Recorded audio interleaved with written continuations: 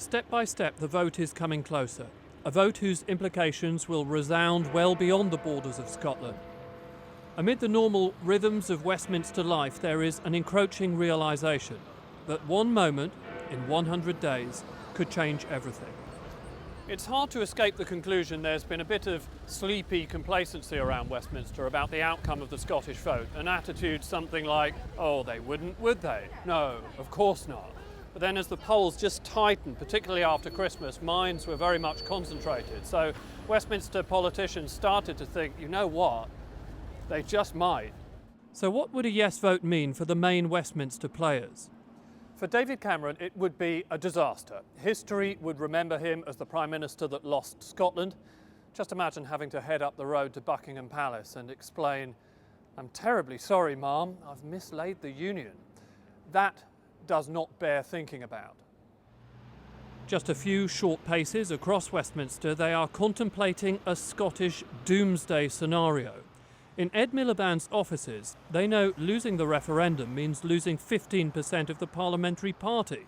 It would be shattering. Labour relies on Scotland because of the safe seats that it provides. Those are seats that they don't need to fight and they can shift resources to others. If you like, they're easy wins. To lose those would mean they would have to concentrate more resources elsewhere. It would just make the job a lot more difficult. What's interesting about this debate isn't just how Scotland calls the tune in Westminster, but how Westminster politics are a key part of the dynamic north of the border. Glasgow may end up being decisive because there are big swathes of undecided voters here, and all manner of long-held political allegiances, loyalties and suspicions will come into play. For example, resentment bordering on hatred of the Conservatives is an age-old issue in this Labour-dominated city. David Cameron wouldn't show his face in Govan, so I showed it for him. What do you think of this guy? David Cameron? Hopeless. Hopeless. I think his politics are insignificant to Scotland. It's a swarmy git. Swarmy git, you know. What do you think of this gentleman? The SNP know alienation from David Cameron's government plays well for them. But in fact, politicians in general aren't flavour of the month. For now, I don't know what to do because I've not got much information about it. So I think there's a lot of mistrust as well. yeah, there is. A lot of mistrust. Yeah, there is. Who don't you trust? Politicians, Yeah. basically. Yeah. You'd think campaigners would be all over Govan. The community radio station, for example, an ideal place to get the message out? It seems not. I've not seen hide nor hair of any politician. And I've stated, well, I mean, during general elections, you're constantly tripping over them. Other reps, leaflets through the door, but so far there's been nothing. That seems extraordinary, to be honest. Yeah.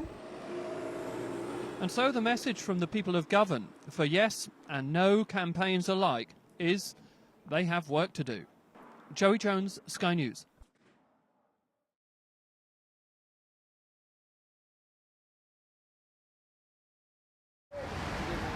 Would you recognise this woman walking along Whitehall? Well, maybe you will in future, because Nicky Morgan is the new Secretary of State for Education, and she has some big shoes to fill. Are you going to carry on Michael Gove's agenda? For the teachers than Michael Gove. That man, Michael Gove, what happened there? Shunted to the job of Chief Whip. As his successor basked in the media limelight, Downing Street were frantically telling all and sundry he hadn't been demoted. Oh no, amid the comings and goings, in fact, he was in number 10, helping to pull the reshuffle strings. Everyone expected women to be the big beneficiaries of this reshuffle, and so it proved. The other full Secretary of State is Liz Truss at the Department for the Environment. Esther McVey, the most widely anticipated elevation, may look like she owns the place, but she actually keeps the same job as Employment Minister, though entitled now to attend Cabinet meetings. Morning, Tina.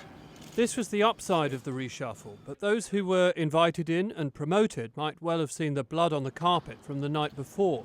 Of the casualties, Ken Clarke was philosophical. People considered, hooray, obviously near to retirement and about to retire, like George Young and myself, were bound to retire at the next reshuffle he had.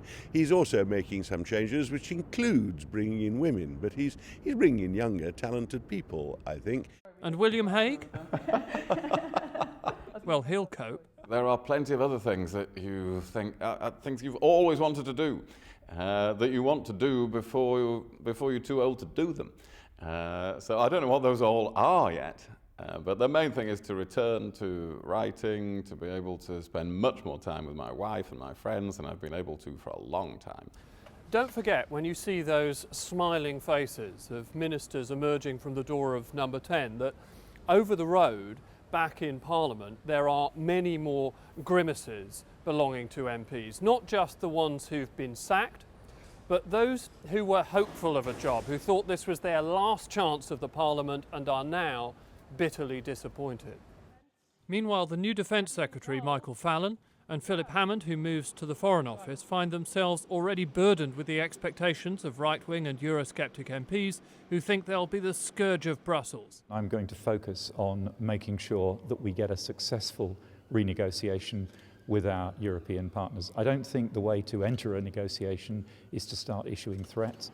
In the game of reshuffle charades, there was only one winner, Claire Perry, on the fast track to, yes, the Department of Transport. So, out with the old, in with the new. Now, in number 10, they turn the focus of this remodelled government to the election.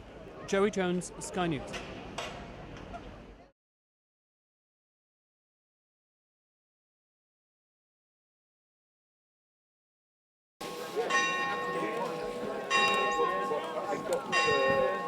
Market day, Aylesbury in the Chiltern Hills, and guess what people are talking about?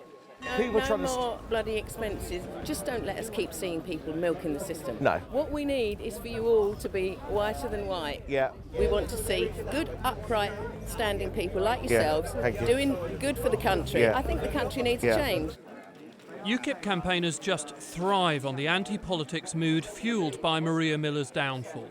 On top of that, this also happens to be the constituency of the Europe Minister David Lidington. So, Brussels bashing is the order of the day. Right? Actually, wrong. Perhaps even more alarming for their opponents, Ukip seem to have banked the Europe issue and are moving on to other local hot topics. The whole line regarding HS2 from London, basically, Amersham, Great Missenden, it's going through a very Stoke Mandeville, Aylesbury. It's going through a very pretty countryside. Absolutely, absolutely.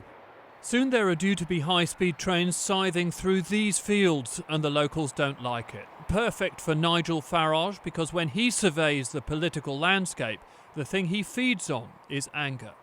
The UKIP surge means that for the other Westminster parties, European elections are at least in part about damage limitation. So, how do they intend to do it? Well, the Conservatives are bigging up David Cameron's referendum pledge. The Lib Dems are trying to shore up their limited, very pro-European constituency.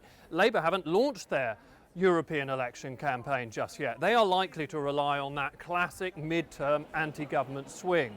But it may not be that straightforward. Because it's not just the government people have in their sights, it's the whole Westminster class. This was a parliamentary stronghold during the Civil War, this splendid fellow, one of Oliver Cromwell's nearest and dearest. But modern-day parliamentarians do not find favour with Aylesbury's chattering classes. Is your name Joey? That's right. That's it. I saw you the other night. And do you know what I report on? No. Well, current affairs and things like that. Politics? Yeah, politics, yeah. What do you think about MPs then? Not a lot. You can't trust them. You've lost all trust in them because you don't believe what they're saying anymore. No, you don't, do you? You know, they're all the same, aren't they? What do you think about our MPs?